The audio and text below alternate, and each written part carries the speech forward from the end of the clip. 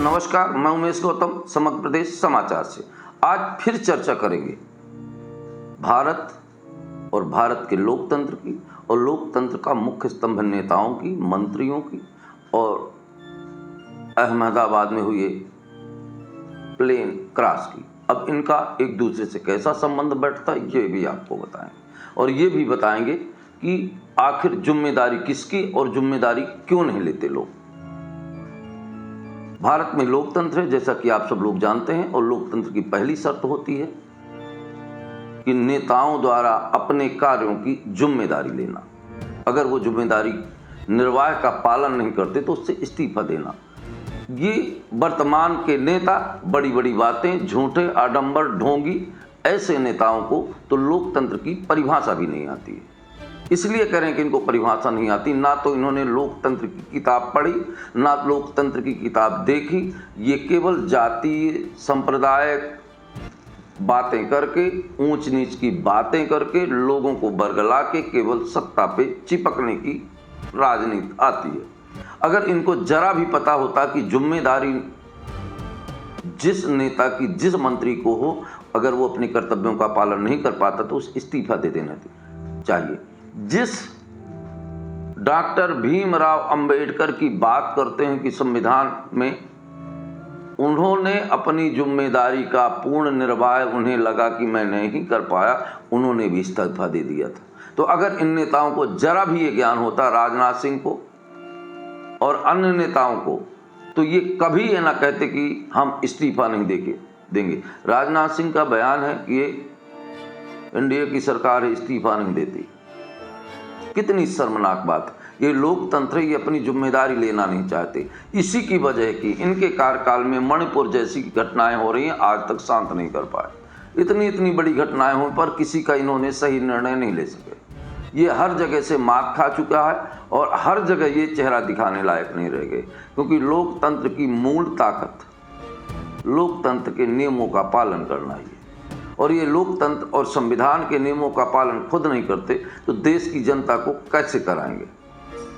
अब बात करते हैं अहमदाबाद प्लेन क्रैश की। ये बात सच मानिए कि कहीं ना कहीं कोई बात है जो हर आदमी के दिल में खटकती है। अभी एक खबर आई कि गीता की पुस्तक रखी थी, उसको कुछ नहीं हुआ। मानते हैं ये देवी व्यवस्था हो सकती है। हमें उस पुस्तक से उतना इंटरेस्ट नहीं है जितना इंटरेस्ट इस बात से है कि आखिर प्लेन क्रैश कैसे हुआ।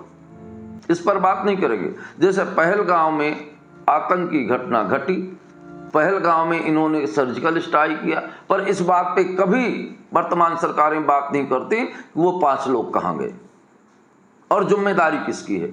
जिम्मेदारी क्या विपक्ष में बैठे राहुल गांधी की है कि वर्तमान सत्ता पक्ष में बैठे सरकारों की जिम्मेदारी है। ये कर्तव्य विहीन सरकारें हैं और इतनी दुखद घटना है। उस घटना में देखा लोग कितनी विभत्स घटना हुई है, पर कोई भी नेता जिम्मेदारी लेने की तैयार नहीं। इस्तीफा देने की तो बात छोड़िए, उड्डयन मंत्री को खुद पता नहीं है कि ये मंत्री शब्द का क्या अर्थ होता है। तो यह यूं कहा जाए कि ये ऐसी सरकार है जिन सरकारों में जिम्मेदारियां, रिस्पांसिबिलिटियां से मुकर जाते हैं। ये केवल झूठ बोलना चाहते हैं और हर नेता दुख व्यक्त करता है, खेद व्यक्त करता है। अरे खेद व्यक्त करते करते तो पाकिस्तान आपके टक्कर में आता नजर आ रहा है। सारे विश्व में भारत का डंका बजता नजर आ रहा है। ये सारी चीजें यथार्थ और जमीन पर होनी चाहिए। और जिन घरों के लोग इस त्रासदी में खत्म हुए हैं, कल्पना करिए कि प्लेन क्रैश में जब लोगों की मौत कितनी दर्दनाक हुई होगी, आग में तड़प तड़प के मरे होंगे, उसके बाद भी आप फोटो खिंचा रहे हैं, रील्स डाल रहे हैं। क्या यही जिम्मेदारी बनती है सरकार की? देश के गृह मंत्री कहते हैं कि घटनाएं होती हैं। अरे ऐसे कैसे घटनाएं होती हैं? 2 इंजन एक साथ थोड़ी फेल होते हैं। कोई ना कोई वजह तो है, कहीं ना कहीं तो चूक है और उस चूक की गलती को स्वीकार करना चाहिए। पर क्या हो गया है मेरे को समझ में नहीं आ रहा कि देश में इतनी बड़ी बड़ी घटनाएं, हम वो वीडियोज दिखाएंगे, लोग कितनी बुरी हालात में है। ये संयोग है कि एक व्यक्ति बच गया है और जो बच्चे स्कूल में हॉस्टल में थे, डॉक्टर थे, उनके परिवारों के साथ। एक वीडियो अभी आया है कि डॉक्टर को कहा तुरंत खाली करिए। ये सारी चीजें संवेदनाओं से विपरीत नजर आती हैं। सरकार आखिर क्या चाहती है और क्या बताना चाहती है कि देश की जनता को एक ऐसे कार्य को करने में जो अपने कर्तव्यों का पालन नहीं कर सकता, वो राजनीति में अच्छा नेता हो ही नहीं सकता। अब वर्तमान सरकारें इस बात को साबित कर सकी हैं कि हम अपने कर्तव्यों का पालन नहीं करते, हम केवल राज सत्ता के लालच के लिए किसी से और किसी किस्म तक बात कर सकते हैं। अब देखना यह है कि अहमदाबाद में हुई दुर्घटना की जिम्मेदारी कौन लेता है। देखिए कुछ खबरें वीडियो में।